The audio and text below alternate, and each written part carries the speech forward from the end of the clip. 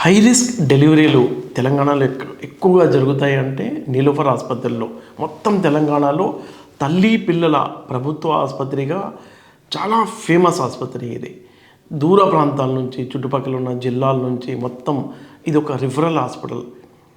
ఇలాంటి హాస్పిటల్లో ఈ ఫ్రెష్ ఫ్రోజన్ ప్లాస్మా ఎఫ్ఎఫ్పి కొరత తీవ్రంగా ఉంది.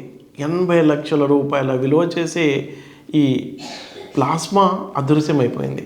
దీనికి సంబంధించిన రికార్డులలో అవకతవకలు చేశారు. ఆ భద్రత, దానికి సంబంధించిన ఎవరు మాయం చేశారు అనే దాని మీద ప్రభుత్వం చాలా సీరియస్గా అవడమే కాదు 3 సభ్యులతో ఒక కమిటీ వేసింది. ఆ కమిటీ విచారిస్తుంది ఎలా మిస్ అయింది ఈ ప్లాస్మా అనేది. ఎందుకంటే ప్రసవ సమయంలో మహిళలు తీవ్ర రక్తస్రావం అయ్యే మహిళలకు ఈ ప్లాస్మా చాలా అవసరం. అలాగే నవజాత శిశువుల కోసం అత్యవసర పరిస్థితుల్లో ఈ ప్లాస్మా అవసరం అవుతుంది. అలాంటి ప్లాస్మా ఇక్కడ అంత పెద్ద మొత్తంలో 80 లక్షల విలువ గల ప్లాస్మా అదృశ్యం అవడంతో తీవ్ర కొరత ఏర్పడింది. కాబట్టి ఏమవుతుంది, అక్కడ పేషెంట్లకి, మహిళలకి, అలాగే చిన్నారి పసికందులకు అవసరమైన ప్లాస్మా లేకపోవడంతో వాళ్ళంతా ఇతర గవర్నమెంట్ ఆసుపత్రులు, అలాగే ప్రభుత్వ బ్లడ్ బ్యాంకుల నుంచి చుట్టూ తిరుగుతున్నారు. గాంధీ, ఉస్మానియా, నారాయణగూడ బ్లడ్ బ్యాంక్ చుట్టూ. మరి కొంతమంది అర్జెంట్ అవసరం అవడంతో కొనాల్సి వస్తుంది. కొంటే ఎలా ఉంది అంటే ఆసుపత్రిని బట్టి, ఆ చికిత్సను బట్టి ఒక్కొక్క సెషన్కి 45,000 నుంచి 1,10,000 రూపాయల వరకు ఖర్చు వస్తుంది. అదే ఈ నీలోఫర్లో అయితే ఫ్రీగా దొరికేది ఆ ప్లాస్మా.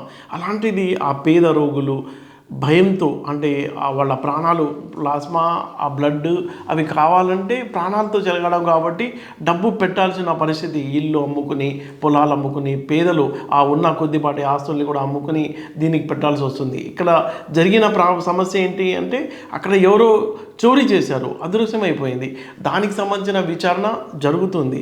అయితే ఇలాంటి సంఘటనలు రిపీట్ కాకుండా ప్రభుత్వం చాలా సీరియస్గా యాక్షన్ తీసుకోవాలని ప్రజా సంఘాలు కూడా కోరుతున్నాయి. అయితే ఈ ఎలా ఉంటుందంటే అవసరం కాబట్టి పేద రోగులు, మహిళలు, చిన్నారి అంటే పసికందులకు ఈ ప్లాస్మా అవసరం కాబట్టి అంత కీలకమైన ప్లాస్మా విషయంలో ఎవరి నిర్లక్ష్యం అనే దాని మీద చాలా సీరియస్గా ఇన్వెస్టిగేషన్ జరుగుతుంది. ప్రధానంగా ఇప్పుడు అక్కడ నీలోఫర్లో ఉన్న రోగులు ఎదుర్కొంటున్న సమస్య ఏంటంటే సర్జరీల్లో విపరీతమైన జాప్యం జరుగుతుంది. దేనికంటే సర్జరీ చేసేటప్పుడు బ్లడ్ కావాలి.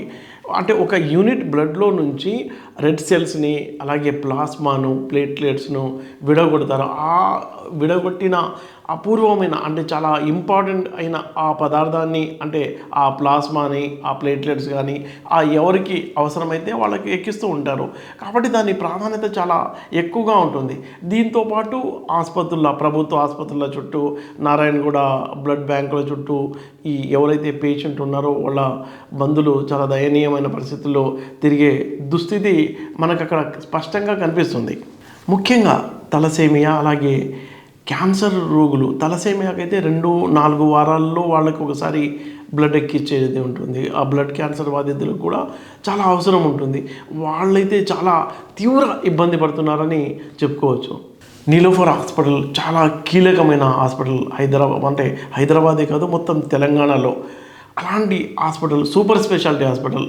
చిన్నారులకు, మహిళలకు, ఎవరైతే ఆ తల్లి, ఆ ప్రసవ సమయం, అప్పుడే పుట్టిన బిడ్డ, వాళ్ళందరికీ ఎంతో అద్భుతమైన సేవలు అందిస్తూ దేశంలోనే ఒక మంచి పేరు ఉంది ఆసుపత్రికి. అయితే అలాంటి ఆసుపత్రుల్లో ఇలాంటి సంఘటనలు జరగడం అనేది శోచనీయమైన అంశం.